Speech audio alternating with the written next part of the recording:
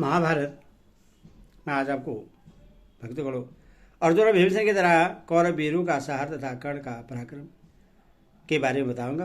भक्तगणों, आपसे नम्र निवेदन है कि आप भक्ति माँ भगवती चैनल को लाइक करें, सब्सक्राइब करें, जल्दी कर दे। कथा सुनिए। संजय कहते हैं, महाराज, दूसरी ओर कौरवों के प्रधान वीरों ने भीमसेन पर धावा किया था। कुंती नंदन भीम कौरव समुद्र में डूबना ही चाहते थे कि अर्जुन उन्हें उबारने की इच्छा से वहां आ पहुंचे।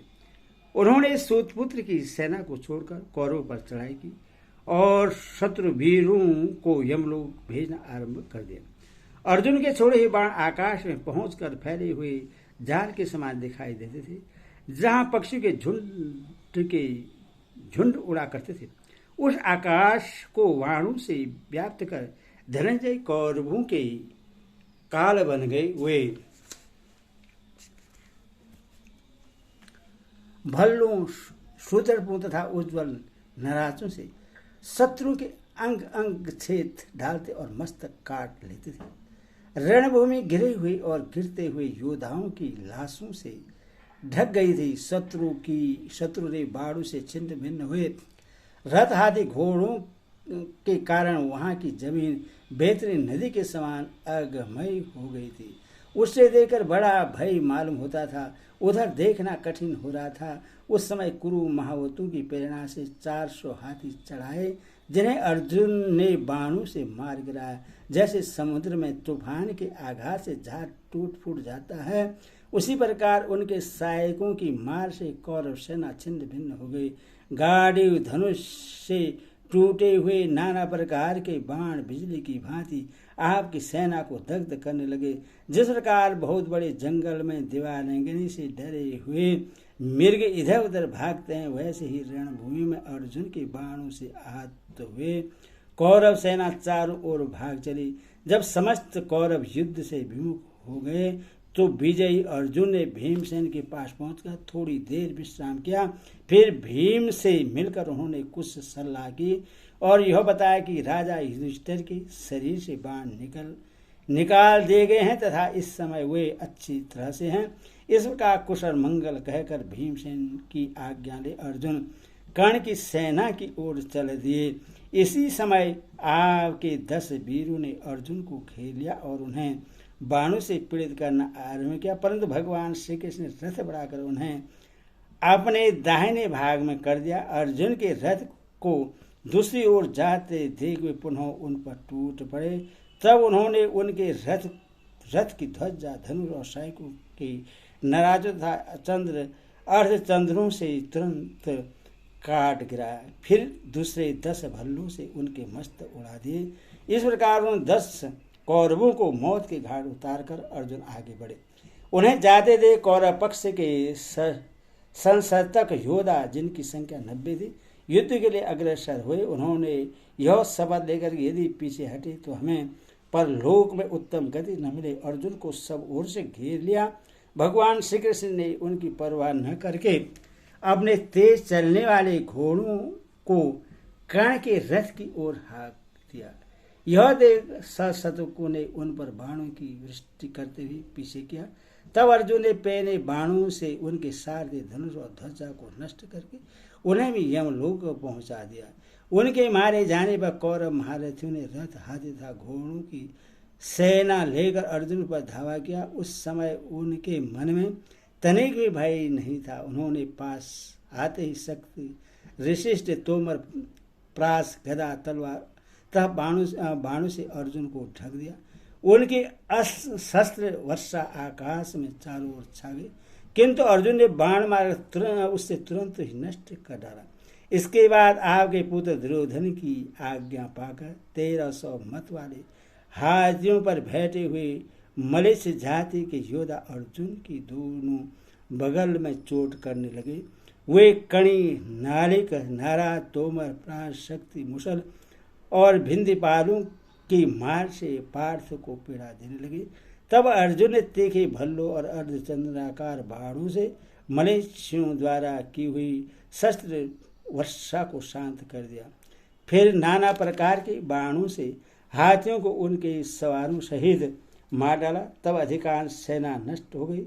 तो बचे खुचे लोग व्याकुल होकर भाग चले। उस समय भीमसेन अर्जुन के पास आ पहुंचे और मरने से बचे हुए घुड़सवारों को अपनी गदा से नष्ट करने लगे।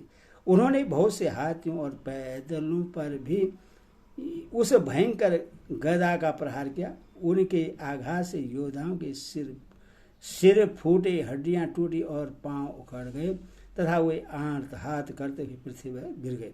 इस प्रकार 10,000 पैदलों का सफाया करके क्रोध में भरे हुए भीम हाथ में गदा लिए इधर उधर बेचने लगे। महाराज, उस समय आपके सैनिकों ने गदाधारी भीम को देखकर यही समझा कि साक्षात यमराज ही कालदंड लिए यहाँ आ पहुंचा है। तब भीम ने हाथियों की सेना में प्रवेश किया और अपनी बड़ी भारी गदा लेकर एक ही क्षण में सबको यमलोक पहुंचा दिया।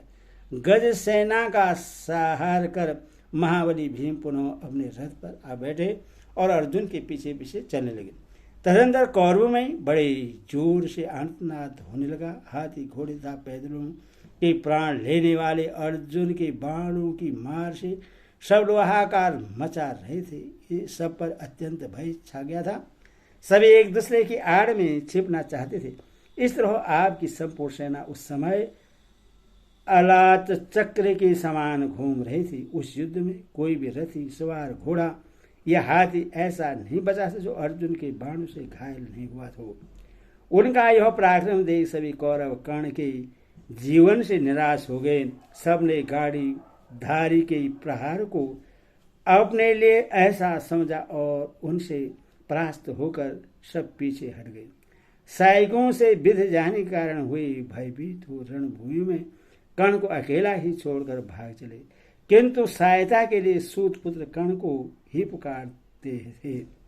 महाराज, इसके बाद आपका पुत्र भागकर कर्ण की रथ के पास गए। वे संकट के आघात समुद्र में डूब रहे थे। उस समय कर्ण ही दीप के समान उनका रक्षक हुआ।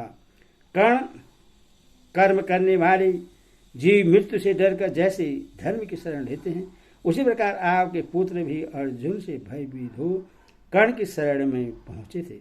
कर्ण ने देखा ये खून से लथपथ हो रहे हैं, बड़े संकट में पड़े हैं और वाणों की चोट से व्याकुल हैं। तो उसने उनसे कहा, मेरे पास आ जाओ, डरो मत। इसके बाद कर्ण ने खूब सोच विचार कर मन ही मन अर्जुन के वध का निश्चय किया और उनके देखते देखते उनसे पंचालों पर आक्रमण किया। यह देख पंचाल राजाओं की आंखें क्रोध से लाल हो गई। वे कर्ण पर बाण की वृष्टि करने लगे। तब कर्ण ने भी हजारों बाण मारकर पंचालों को मौत के मुख में भेज दिया। अब वह पंचाल देश से राजकुमारों का नाश करने लगा। उसने अंजलिक नामक बाण मारकर जनमेजय के सारथी को नीचे गिरा दिया और उसके घोड़ों को भी मार डाला। फिर शतानिक तथा सुत सोम पर भल्लों की वृष्टि करके उन दोनों के धनुष काट दिए।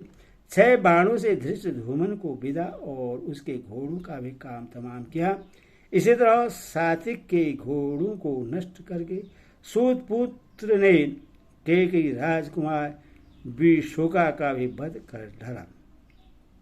राजकुमार के मारे जाने पर केकई सेनापति उग्र कर्मा ने कर्ण पर धावा किया। उसने अपने भयंकर वेग वाले बाणों से कर्ण के पुत्र परसेन को घायल कर दिया।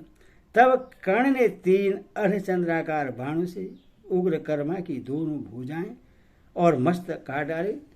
वह प्राणहीन होकर जमीन पर जा पड़ा। उधर जब कर्ण ने सात्विक के घोड़े मार डाले तो उसके पुत्र परसेन ने तेज किए हुए सैकों से सात्विकी को ढक दिया। इसके बाद सात्विकी के बाणों का निशाना बनकर वह स्वयं भी धराशायी हो गया। पुत्र के मारे जाने पर कर्ण के हृदय में क्रोध की आग जल उठी। उसने सात्विकी पर एक शत्रु संहारकारी बाण छोड़ा और कहा, सैनिक, अब तू मारा गया। किंतु कर्ण के उस बाण को शिखंडी ने काट दिया और उससे भी 3 बाणों से बीत डाला। तब कर्ण ने 2 छुरों से शिखंडी की ध्वजा और धनुष काट दिए तथा 6 बाणों से उससे भी बीत दिया। इसके बाद उसने धृष्टध्युम्न के पुत्र का सिर धड़ से अलग कर दिया और एक तीक्ष्ण बाण मारकर सुत सोम को भी घायल कर डाला। तत्पश्चात सूतपुत्र ने सोम का सहार करते हुए बड़ा भारी संग्राम किया।